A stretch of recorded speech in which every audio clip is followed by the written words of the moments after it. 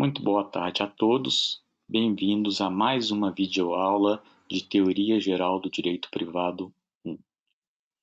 Em aulas passadas, nós vimos o início da pessoa natural.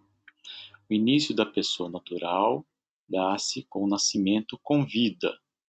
E o critério de vida é disposto em lei, a Lei 6.015, que é a Lei de Registros Públicos, falando que é a respiração que é considerada o início da pessoa natural. Então, se nasce um indivíduo e ele respira, ele vai passar a ser sujeito de direitos, ou titular de direitos e deveres na ordem jurídica. Hoje nós vamos ver o extremo oposto, o fim da pessoa natural. O momento em que para de existir essa entidade dotada de direitos e deveres na ordem jurídica. Muito bem. Fim da pessoa natural. O artigo 6º do Código Civil vai colocar que a existência da pessoa natural termina com a morte.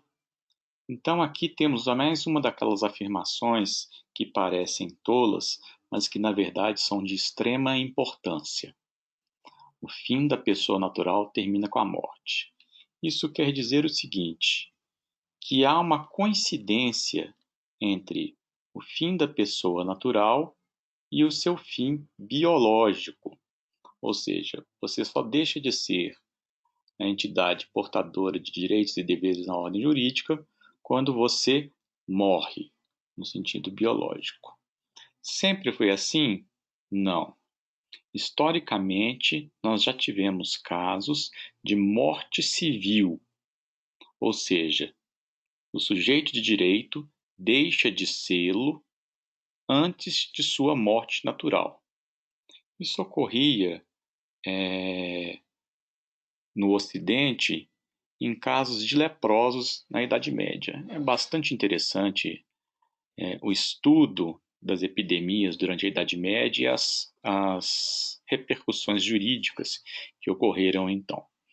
Então, quando um caso de lepra era detectado, pegava-se o indivíduo, colocava-se ele no caixão, rezava para ele a unção dos enfermos, ou a extrema unção, e ele era considerado morto.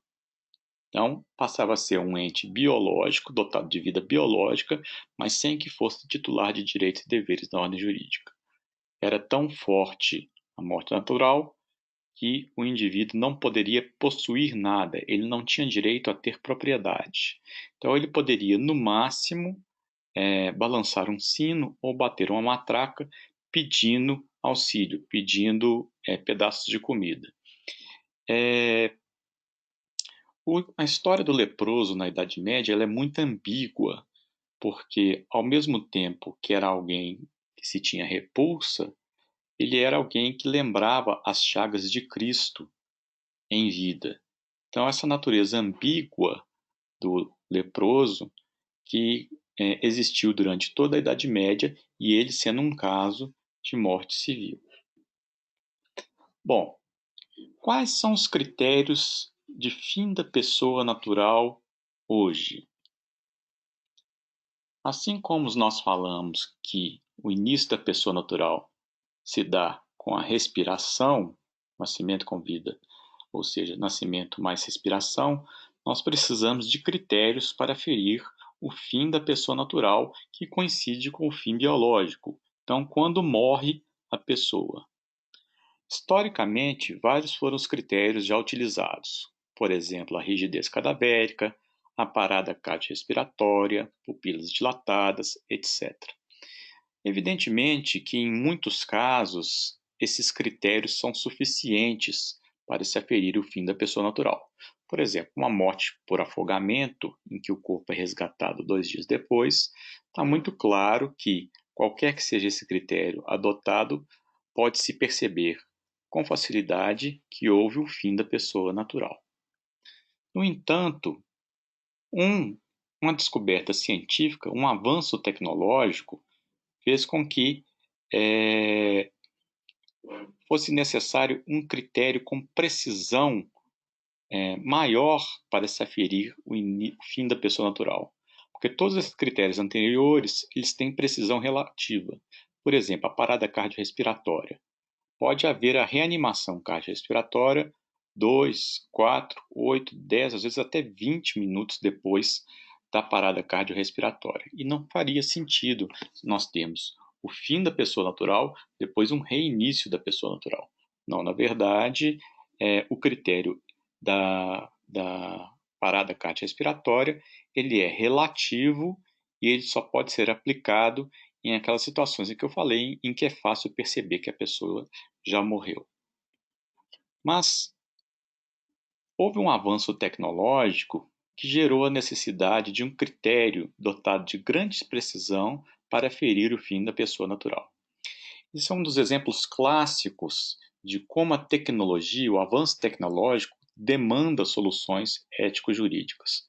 No meu grupo Persona, nós estudamos fundamentalmente isso: a ética da intervenção na pessoa e os resultados dessa intervenção para o direito.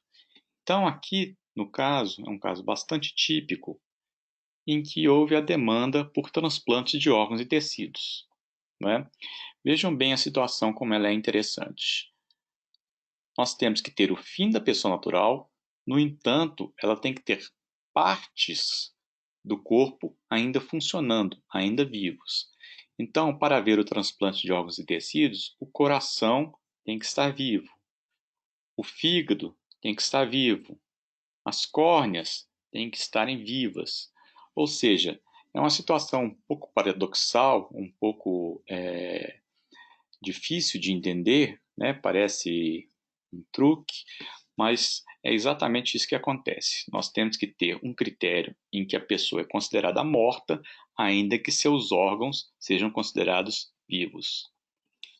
Então, esse evento dos transplantes de órgãos e tecidos, que ficou colimado na Lei 9434 de 97, é que gerou a demanda para um critério mais preciso de fim da pessoa natural.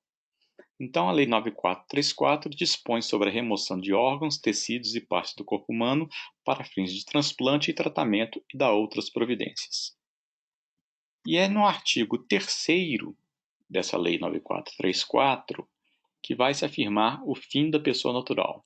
O artigo 3º dispõe: a retirada pós-morte de tecidos, órgãos ou partes do corpo humano destinados a transplantes ou tratamento deverá ser precedida de diagnóstico de morte encefálica. Portanto, diagnóstico de morte encefálica é o critério mais preciso para se dar fim à pessoa natural.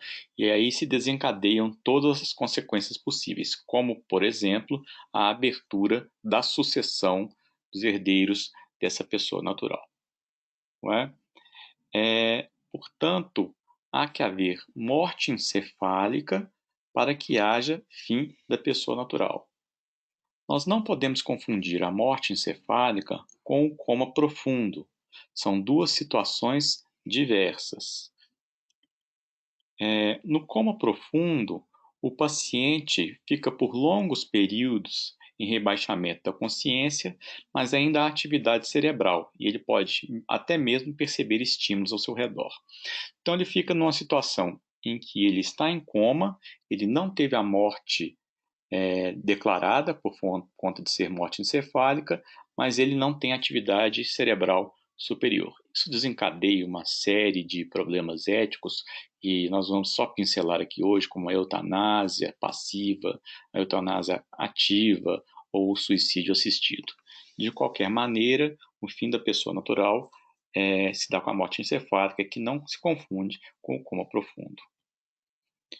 Na morte encefálica, o cérebro não tem mais nenhuma atividade. Há uma ruptura da conexão do cérebro com o resto do organismo. Portanto, ele é irreversível. O fim da pessoa natural gera vários problemas, várias demandas éticas. Como eu já disse, transplante de órgãos e tecidos é uma delas. Mas e a reanimação cardiorrespiratória? Ela é um imperativo médico? Ela deve sempre ser feita? há certeza de que a reanimação cardiorrespiratória feita até 2 minutos após a parada, ela não deixa sequelas. Quando ela é feita após esse período, ela pode deixar sequelas. Na minha opinião, se eu pudesse escolher, se nosso ordenamento jurídico pudesse ocorrer, existir isso, eu recusaria a reanimação cardiorrespiratória após 2 minutos. Bom, o problema também gera as discussões acerca da eutanásia. Primeiramente, a eutanásia passiva, que é comum nos Estados Unidos e na Europa, e que ela tem duas modalidades. A ortotanásia, simplesmente que o paciente vai para casa para morrer em paz, por exemplo, ele recusa um tratamento de câncer, ou quando é administrado uma determinada dose de medicamentos para o paciente e ele vem a morrer em virtude do uso dessas drogas que não foram administradas com o fim de terminar a pessoa natural.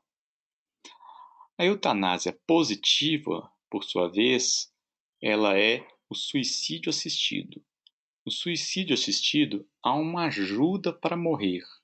A pessoa pede para o médico, por exemplo, para que administre uma dose alta de medicamentos nela, por exemplo, de morfina, para que ela possa morrer em paz e morrer sem sentir dor. Em vários países, esse suicídio assistido já é permitido. Holanda, Bélgica, Luxemburgo, Canadá, Suíça, Colômbia e alguns estados norte-americanos, como o Oregon, que foi um dos primeiros nessas discussões todas. Portanto, o suicídio assistido é a ajuda para morrer. Nós temos vários filmes que abordam esse fim da pessoa natural de maneiras diversas. Por exemplo, o Invasões Bárbaras, em que o indivíduo está com câncer e ele escolhe morrer junto dos seus amigos, cercado pelos seus amigos, com uma dose alta de morfina. Temos também o filme The Sea Inside, que é uma demanda baseada numa demanda real que houve na Espanha de um indivíduo que era tetraplégico e que queria ajuda para morrer. Não vou dar um spoiler do filme, mas ele acaba conseguindo a ajuda de uma outra forma que não pela corte.